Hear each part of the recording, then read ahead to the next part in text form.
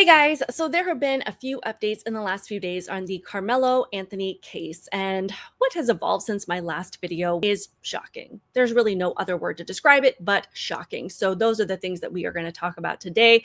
But before we do, please hit the thumbs up button and subscribe to my channel if you have not already. I appreciate you so much for doing both of those things. So as I said, there have been a few updates that we need to look at in the case of Carmelo Anthony, who, as we know, took Austin Metcalf's life at a track meet after the two had a very brief altercation when Austin Metcalf pointed out what Carmelo Anthony already knew, which was that he was sitting under a tent of a school that he did not attend and therefore told him to leave. Anthony then told Metcalf to touch him and see what happens while digging through his backpack to look for a knife that he knew he had, but Austin Metcalf did not know he had, and then realizing that touching wasn't going to justify using this knife against someone, so he then told Metcalf to punch him.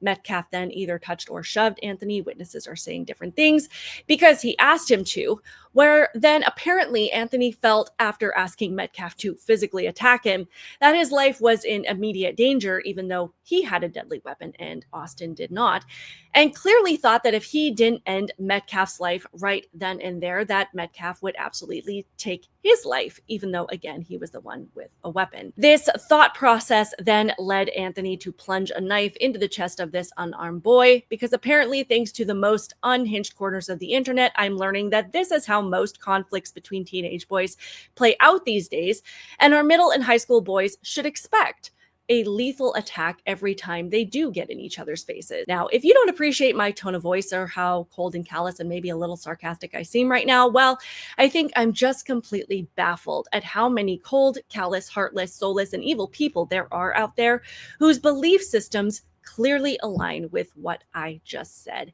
So, what has happened in the last few days? Well, as of April 14th, Carmelo Anthony's bond was lowered by a judge from $1 million to $250,000.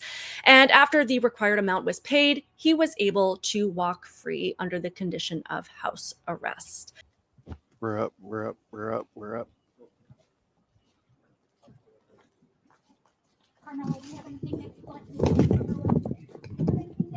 Now, if I'm being honest, I'm not really surprised by this. I'm not a legal expert by any stretch of the imagination, but Anthony is a minor and he doesn't have a criminal history. And as far as we know, he's not going to go on the run before the trial. So I'm not really surprised that the bond was lowered and that he is being allowed to walk free until this case goes to court.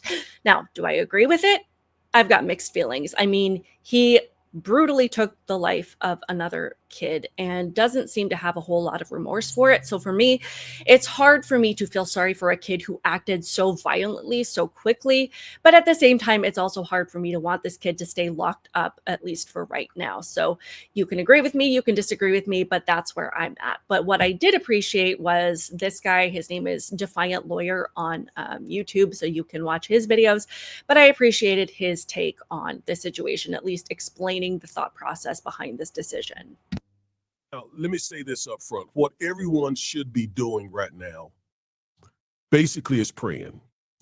First, praying for the Metcalf family because they feel probably two injustices have occurred to them. First, the loss of their loved one, okay? And second, perhaps the reduction of the bail. Judge Angela Tucker reduced the bail from $1 million to $250,000. And I agree with her decision. It was a tough decision, I'm sure, for her and obviously for the Metcalf family. But remember, bail is not to punish the defendant. It's to ensure that he comes to court, face the court, and go through this process. And she also added an ankle monitor and home confinement. So if he leaves home, he is going to cause that ankle monitor to buzz. It's going to send a message to law enforcement, to the probation office, and they're going to pick him up and take him back to jail. And this time, he probably will not be able to get out until it's time to go to trial. So that's just where that situation is at. I know a lot of people are outraged by this. I don't know if I necessarily feel outraged. It's hard to watch this kid walk free, knowing especially that he took another kid's life and that this family has a permanently empty seat at their kitchen table and they don't get the same privilege of spending time with their son as they should be able to do right now. So let's get into some of these other updates. As far as fundraisers go, both families have had GoFundMe and Give, Send, Go fundraisers set up. The Metcalf family, last I checked, has been able to raise almost $400,000. And to my knowledge, the Anthony family has been able to raise almost $500,000. Now, I understand that, especially when people face challenges, these fundraisers are set up and they can be used for a number of different things. They can help loved ones pay for legal expenses. And unlike the Anthony family, the Metcalf family does have to pay for a funeral. And I understand people just want to find a way to help, and donating in some way is a common way to do that. However, a lot of people, including myself, have had questions about what it says about a family that can raise so much money after their kid took the life of someone else. And not only that, they have claimed that this money was to fund legal expenses, but apparently they didn't want to use the money that has been raised to pay the bond at what it was already originally set at. But it has been reported since then that they have moved into a new house in a gated community, which suggests that they might be using the money for that. To be fair, there are people saying that they haven't moved and that they are in the same house that they have been in since 2022. So I don't know if that is true or not, but let's just say they are in the same house that they have been in for a few years. Frisco is a nice area of Texas. It is not too far from where I live. I have been there before, so it's likely that they already lived in a nice house in a gated community. And because they live in such a nice area, that says to me that they have the money to move into a new house without the money from the fundraiser if they choose to do so. And if they did, it doesn't mean that they use the fundraiser money for that new home yet. And the family has come out and said that, one, they haven't gotten access to the money from Give, Send, Go yet, and two, that the father is on a leave of absence from work, so they need this money for living expenses. On the flip side, what tells me that this could be true is that they moved into a nice house after receiving all of this money through this fundraiser. So the family could have moved into a new house with the renters being aware that even if the dad is not currently working, they still have money coming into them and that will be available soon. So paying the rent isn't going to be a problem. A neighbor of the Anthony family questioned why the Anthonys would be asking for public donations while maintaining the lifestyle everyone in that community has, and said, "They're not poor people, that's for sure." But the updates only get worse from there. Their home apparently has been flooded with packages from Amazon, meaning the Anthony family is now being showered with gifts again after their son killed someone. And a neighbor has said that they spotted a brand new car in the driveway as well, which has led the internet to speculate that Carmelo's act of violence earned him a brand new vehicle. More developments that just might make your head explode. Friends and supporters decided to launch t-shirts with Carmelo's face on them, meaning they're making money off selling merch after, again, this kid took the life of a fellow student. And then this was released. It says Carmelo Anthony's team releases a POV video filmed on Ray-Ban Meta glasses and then brag about intimidating a female reporter.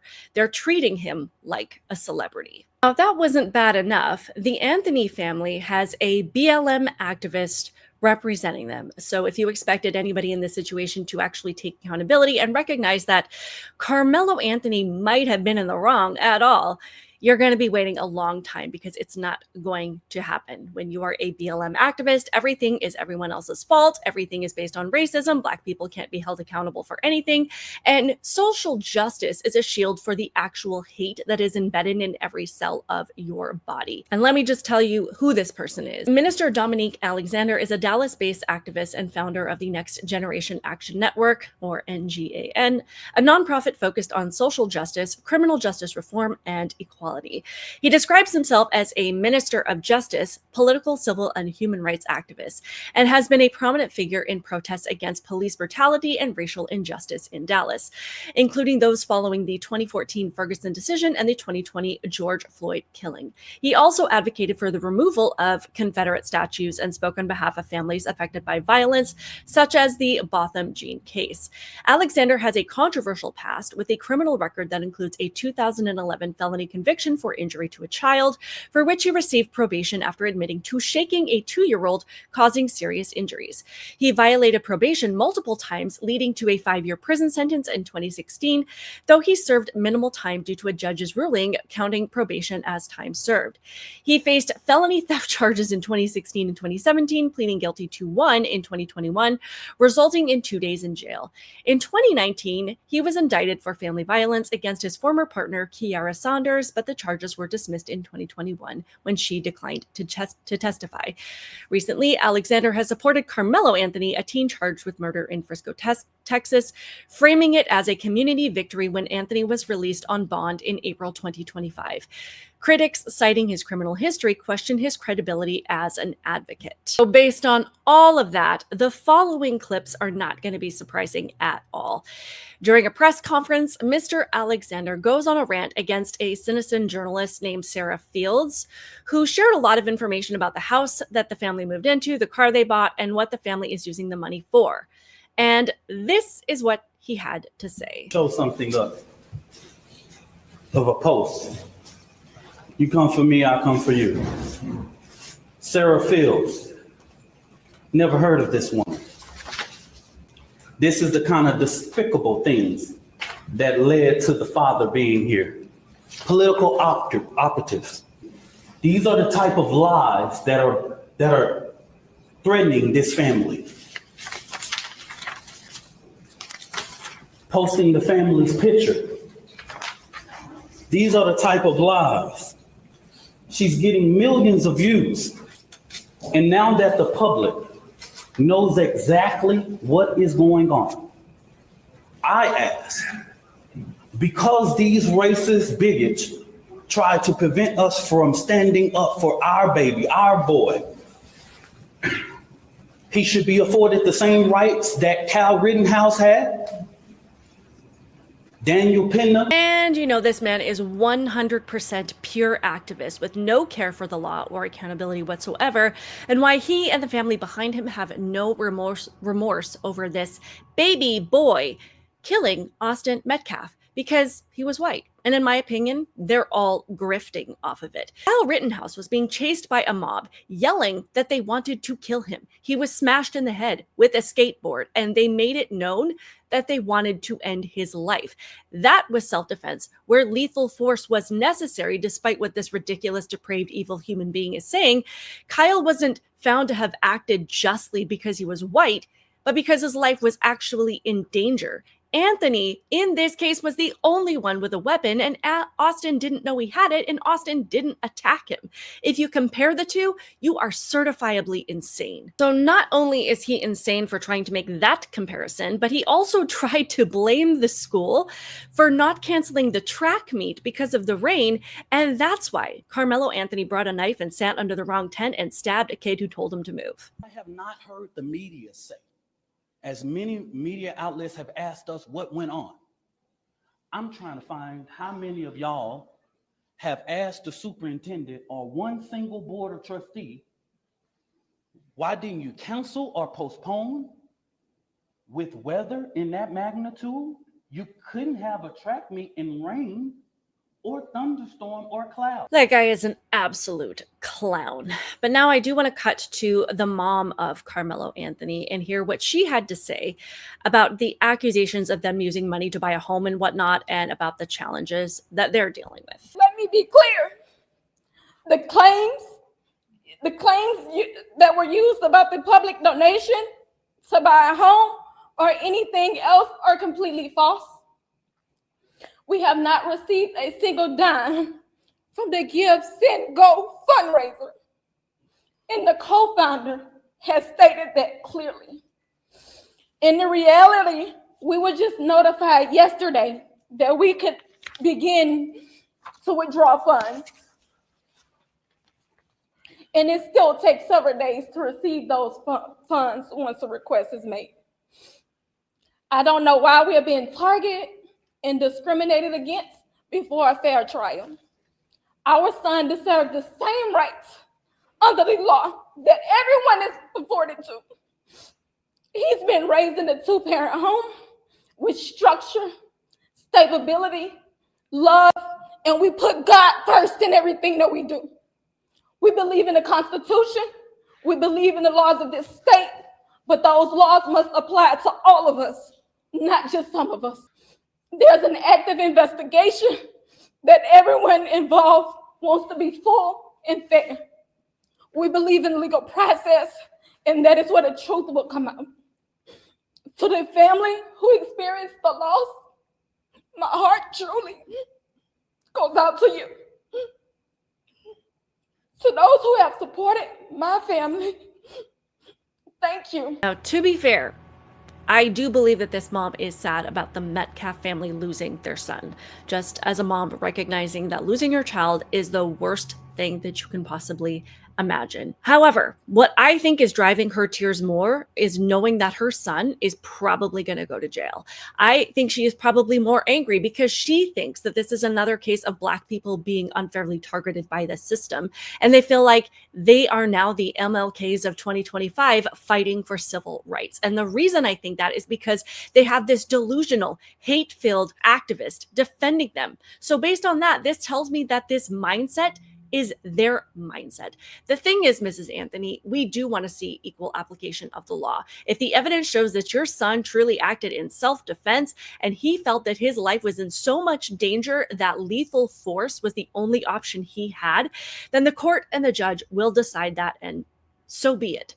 However, based on the person who's representing you and the words of your family so far, you feel that the only acceptable outcome will be self-defense, even though your kid was the one with the weapon and he attacked someone who was unarmed. And it seems to be that you feel anything other than a self-defense verdict for your baby boy is going to be schmacist. Never mind that if the races were reversed and if it were Austin Metcalf who acted in the same way that Carmelo Anthony did under the same circumstances with no changes, I'm going to believe, I believe that this mom would demand that he spend the rest of his life in prison and that this representative would be out there in the Black community telling everybody to burn the Metcalf's house down and to terrorize every white person in America until the correct verdict was reached. In my mind, you don't want the same law that would be applied to your son that would be given to anybody else.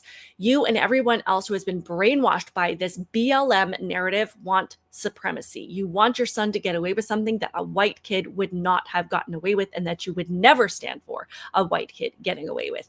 And the response that you guys are getting from the public is because we have seen this play out. You guys are calling out anybody who questions this, racist bigots. And while you're telling others not to make judgments about this case until it goes to court and we can actually see what happens, your attorney and your husband have repeatedly said that this is a clear case of self-defense and blamed racism for anyone having an opinion other than what you've said we are allowed to have. And then pretending that we have nothing to base it on when we see this blatant grifting off of the situation because it involves a Black kid and a white kid.